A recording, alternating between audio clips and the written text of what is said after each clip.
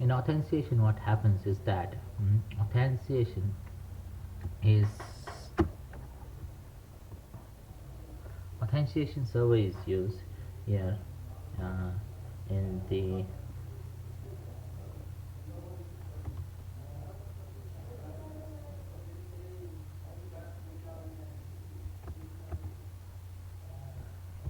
in authentication.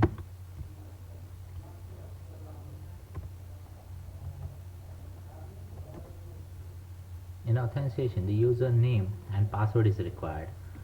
Here is the risk that the username and password is sent before the secure channel is being established, and the solution is that the establishment and encryption channel before sending username. So authentication is nothing but whenever you see any kind of Wi-Fi access, it asks for user ID and what is your password. So these are kept secret in if you have seen any big apartments over here, and each and every floor there are everyone is having its own Wi-Fi. So if one person is sitting over here and his Wi-Fi access is provided till here, so and if now people who use the Wi-Fi are sitting in first floor only, and here in third floor the Wi-Fi range is going, but it is very important that only the first floor people are the right people who need to use that Wi-Fi. So the password is given, username and password is given to that people only who are responsible for using at the first floor, right? So it is very important to share the user ID and password to that people who are able to access that. So authentication really plays an important role in keeping the security. Second, what are the advantages of Wi-Fi? First, it is mobile. Installation is very easy. There is flexibility in installation. Cost is also reduced because the cable expenses is also reduced. Reliability, since there is no problem of getting the wire cuts.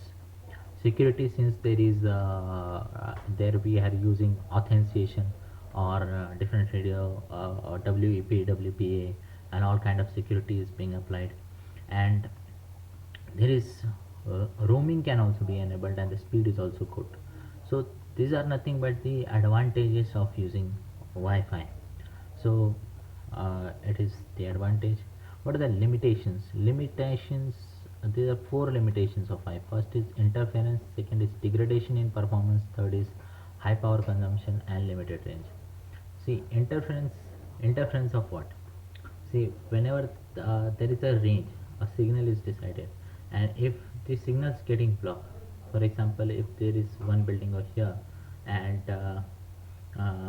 in building there are, suppose I'm showing you top view. For example, these are 5 rooms. This is room number 1. This is room number 2. Say for example, this is room number 3. This is room number 4, and this is room number 5. Now the wireless, for example, it is set up over here. Here is wireless, it is set up.